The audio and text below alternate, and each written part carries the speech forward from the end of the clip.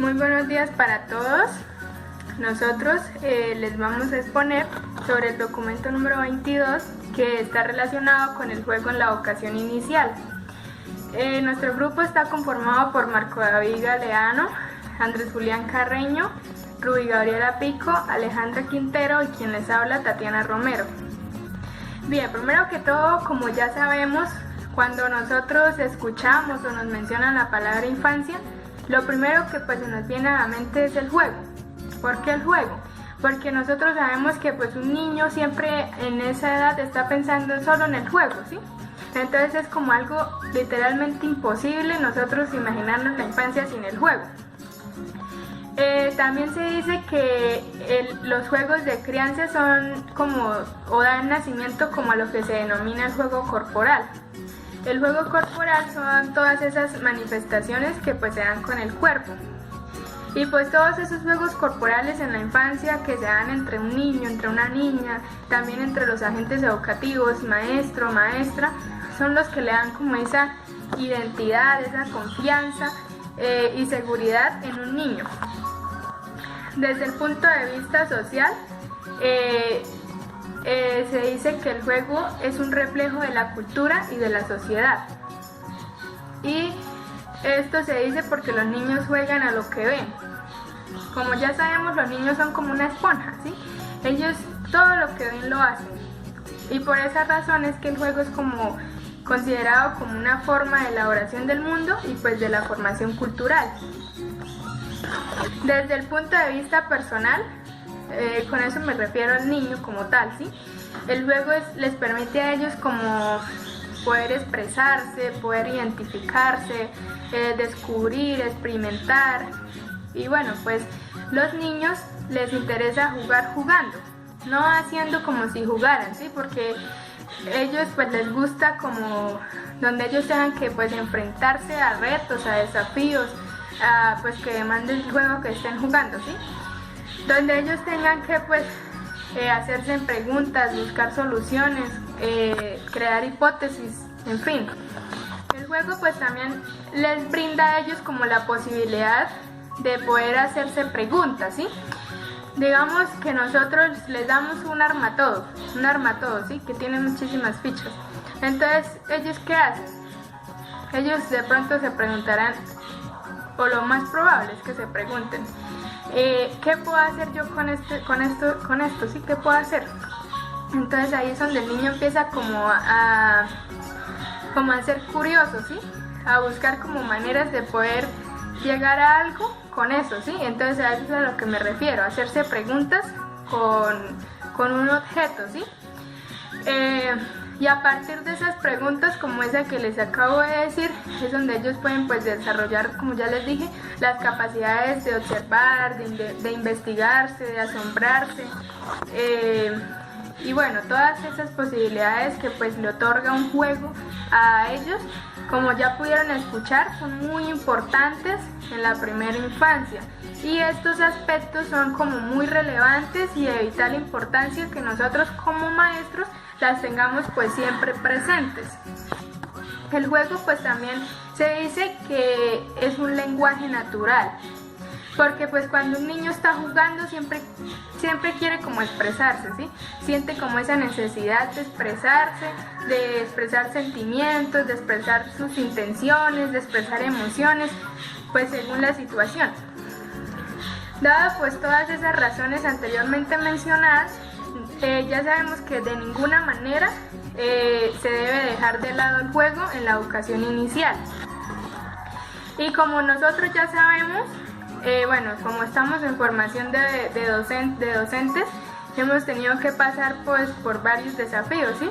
Uno de ellos ha sido preparar clases para preescolar.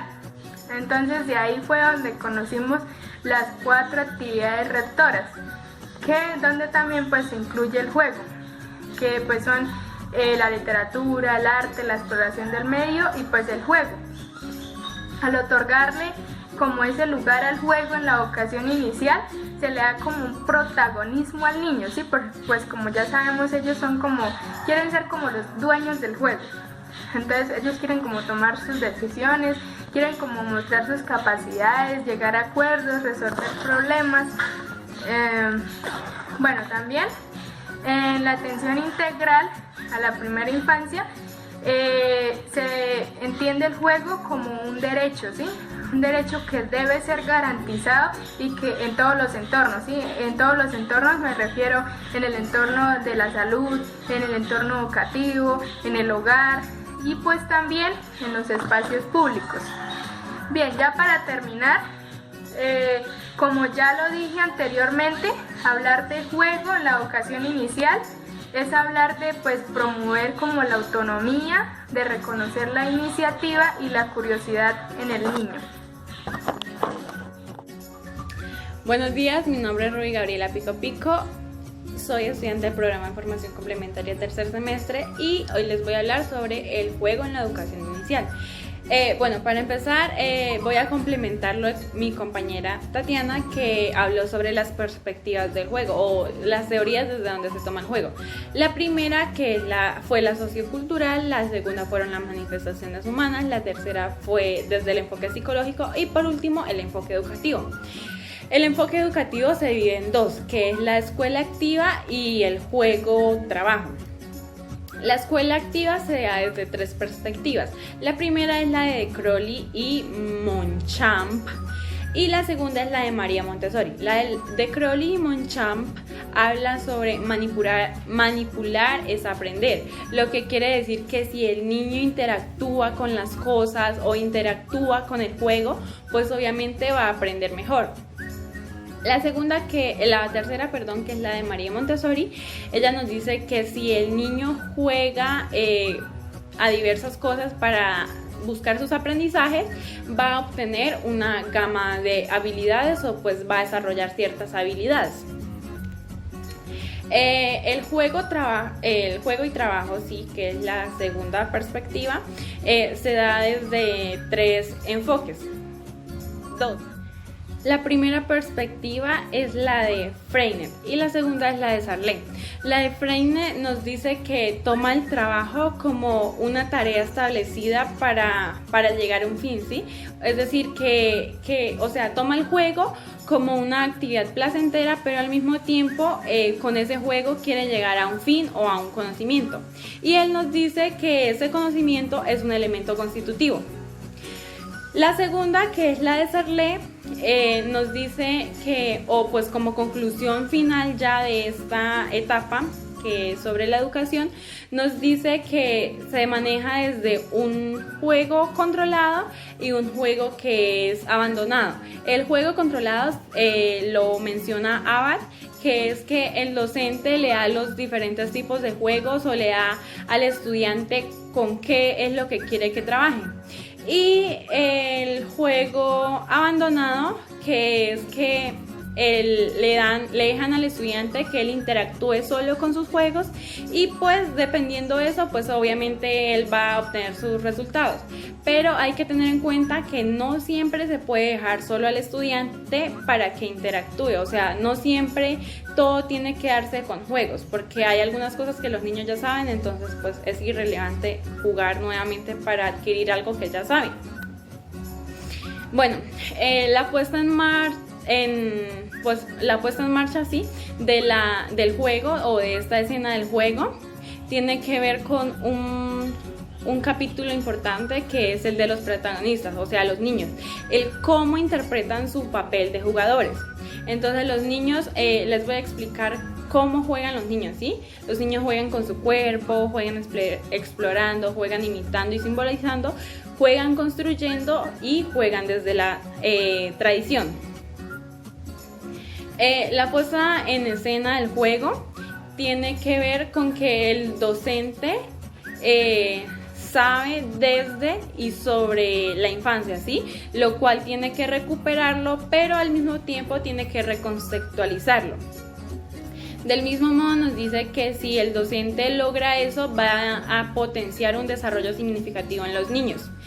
Y el juego como actividad rectora es una etapa fundamental que nos dice en este caso que hay que tenerla en cuenta en la primera infancia, ¿sí? Entonces el juego es la actividad rectora y es una de las fases más importantes de ese momento o de esta época. ¿A qué juegan los niños y las niñas? ¿Cómo juegan? ¿De dónde juegan? ¿Con qué juegan? ¿Qué pasa cuando los niños y las niñas juegan? Bueno, esas preguntas las vamos a resolver junto con mis compañeros. Primero que todo voy a responderles a qué juegan los y las niñas y cómo juegan. Los niños juegan con su cuerpo.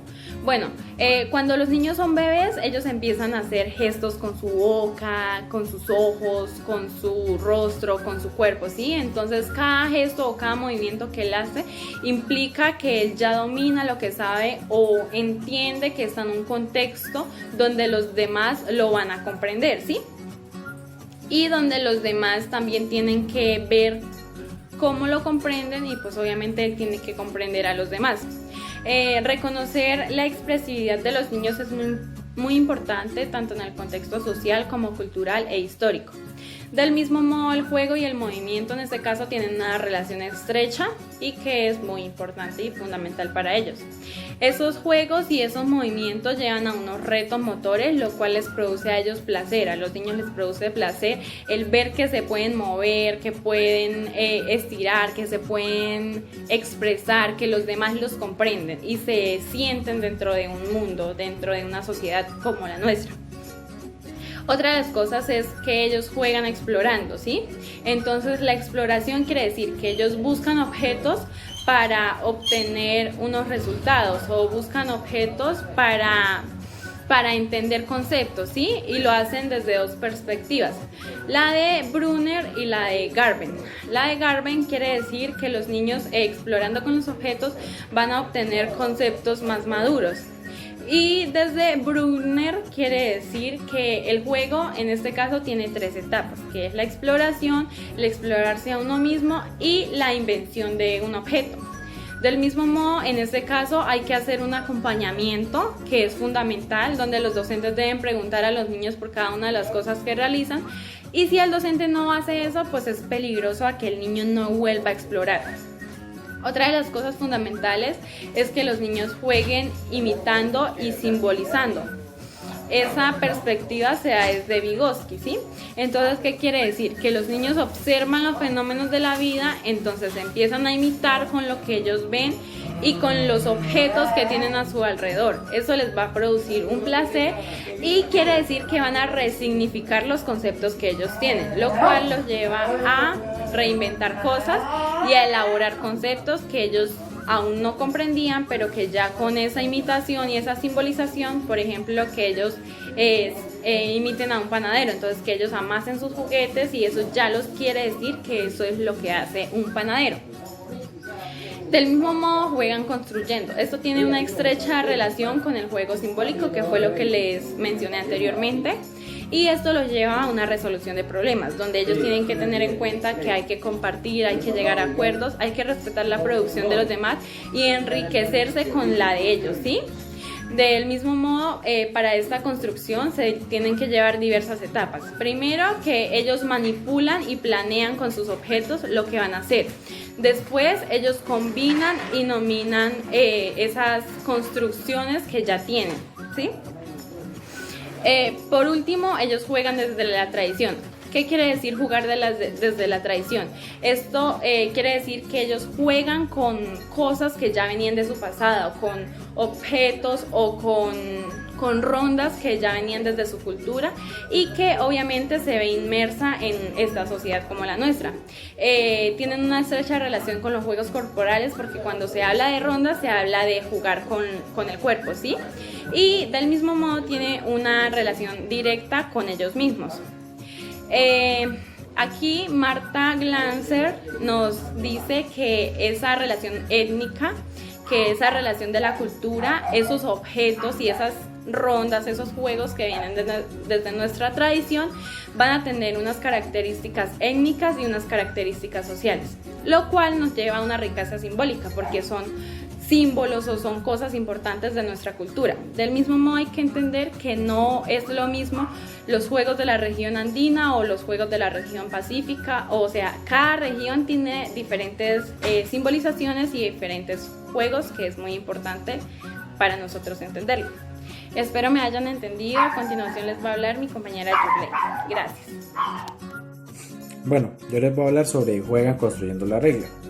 Bueno, como todos sabemos, todos los juegos necesitan unas reglas o normas para que así el juego sea más armonioso y divertido. Cuando en un juego no hay ni normas ni reglas, pues esto lleva a una serie de conflictos y discusiones y peleas, y hasta muchas veces pueden dañar una amistad. Bueno, también esto se necesita tener como experiencia en muchos juegos para así tener un mayor conocimiento sobre los diferentes tipos de reglas que pueden haber en un juego. Y esto también nos ayuda a ir construyendo la comprensión de la regla en el juego, dado que ello implica una serie de asuntos complejos que inician con el fenómeno de la cooperación y en los cuales se involucra un proceso de desconcentración que lleva a ponerse en el lugar del otro, ya sea como respetar el turno de los demás, que si por ejemplo la pelota se sale, pues esto ya no vale, que si por ejemplo se golpea a un compañero, pues puede ser expulsado o algo, porque así está estipulado en las reglas. También les voy a hablar sobre la escenografía. La escenografía es como el espacio donde se desarrolla el juego, y tiene que ser de alta potencialidad lúdica del ambiente, tanto ya sea educativo como en los otros ambientes que se desarrolla los niños y niñas.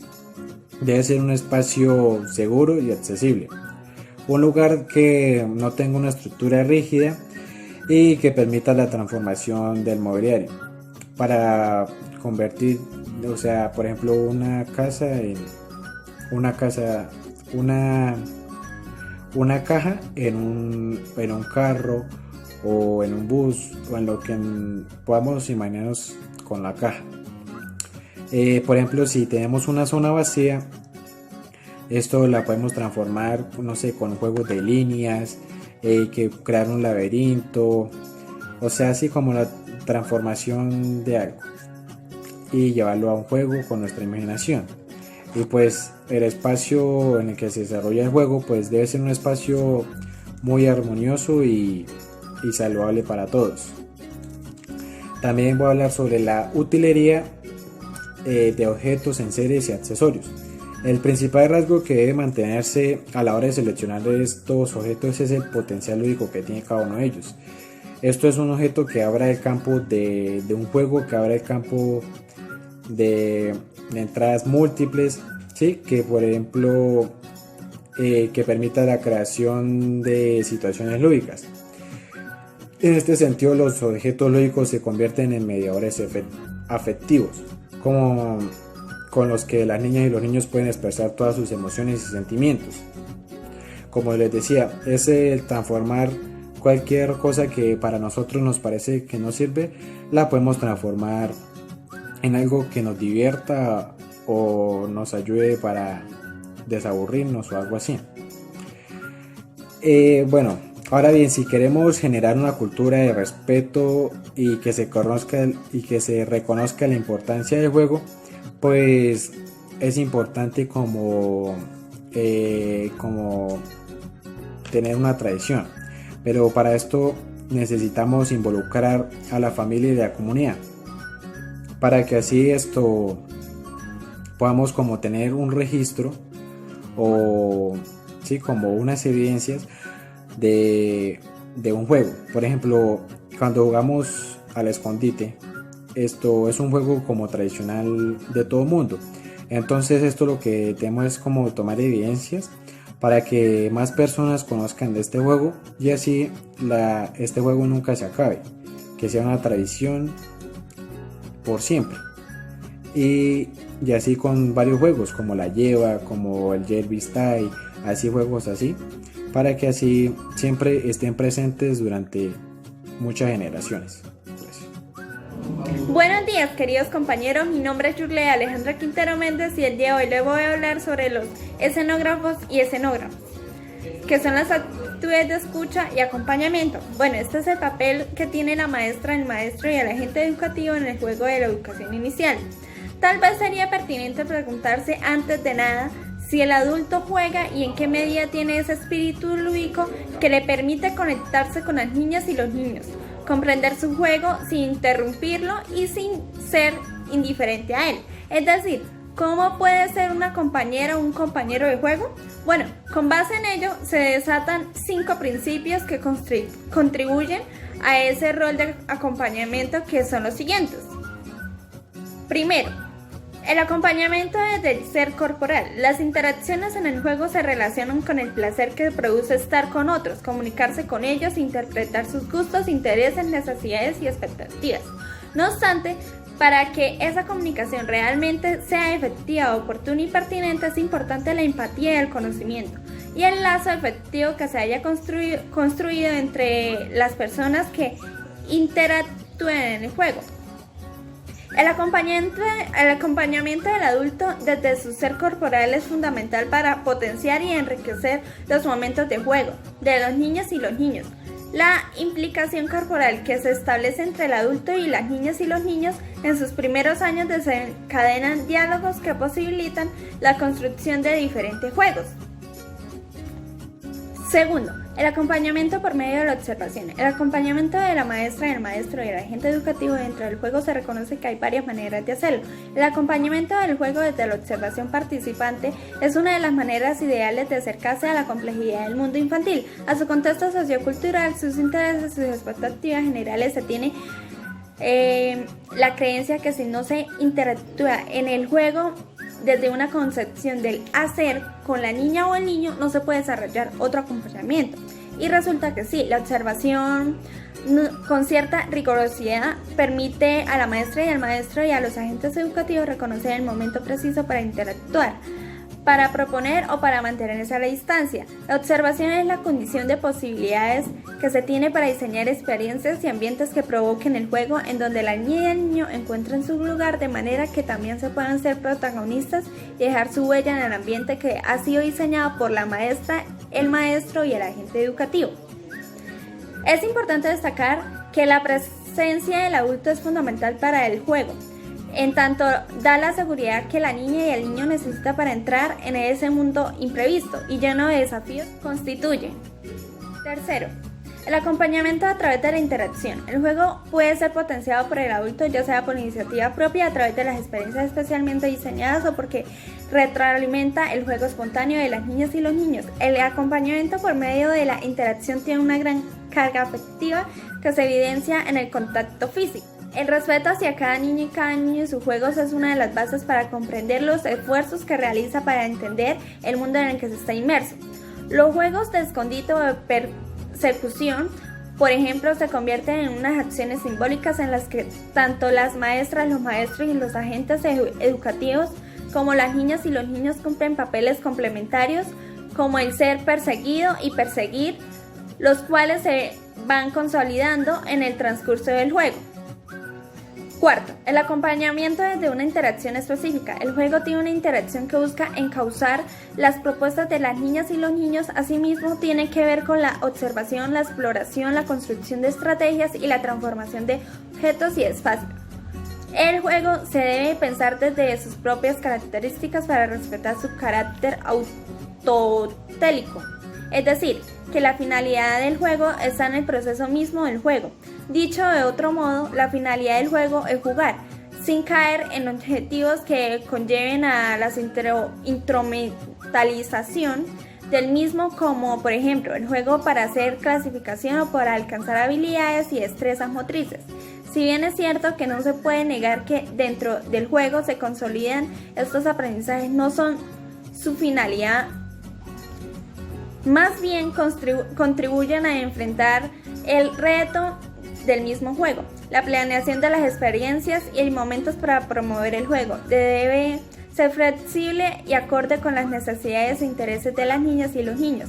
A la vez, las planeaciones de experiencias pedagógicas deben ofrecer diferentes opciones para que la niña y el niño puedan identificarse con un espacio, unos objetos y unas propuestas, y comenzar a desarrollar sus propias experiencias desde sus intereses. Quinto, el acompañamiento de la enseñanza de los juegos. Es una de las labores de la maestra, el maestro o agente educativo es enseñar juegos.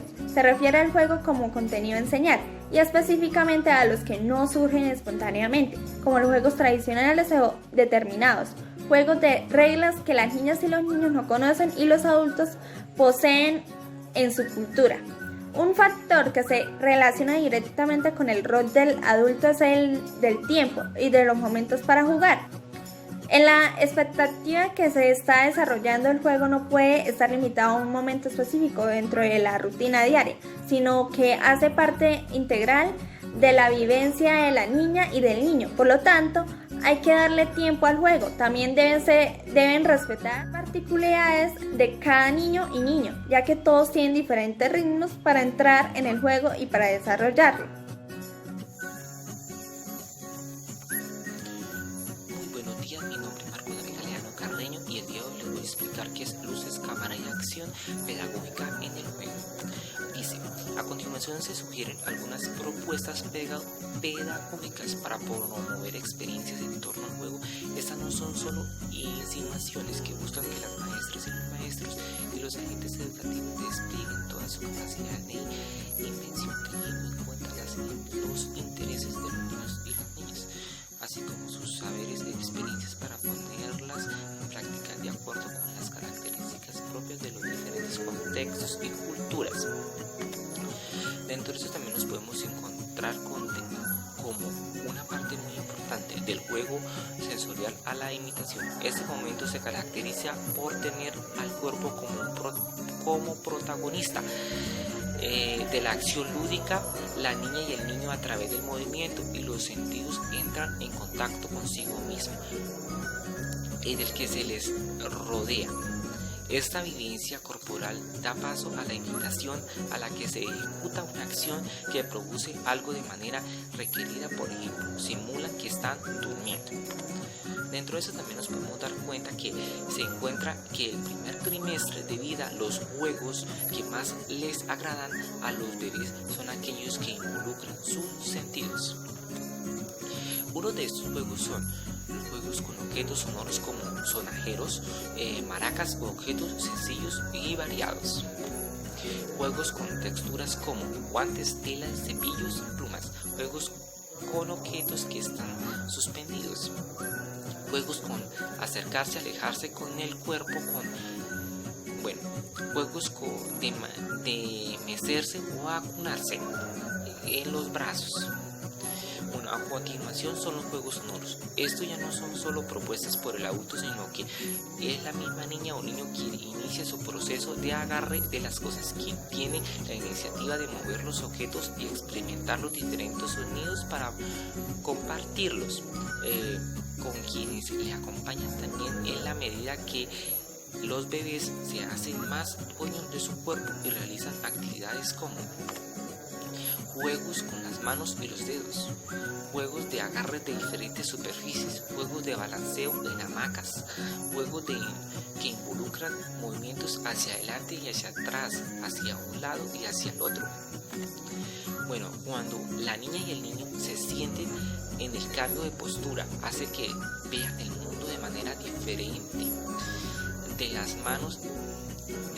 Las manos en esta parte ocupan una herramienta muy importante, porque empiezan a ser herramientas valiosas de manipulación con juegos, con juguetes, los objetos sencillos y cotidianos, los elementos de la naturaleza, los llaveros, los collares y los espejos, entre otros, son fundamentales en estas edades, pues dan lugar a las exploraciones e interacciones que se vuelven más complejas debido al placer que producen sus protagonistas y por la comunicación que se suscita entre ellos.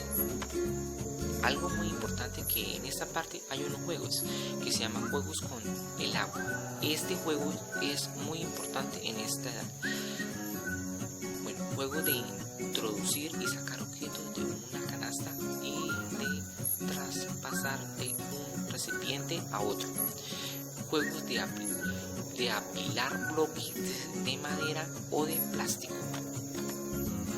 En la medida que las niñas y los niños se desplazan de manera independiente por el espacio, se posibilita que los juegos corporales y de exploración continúan y se complacen.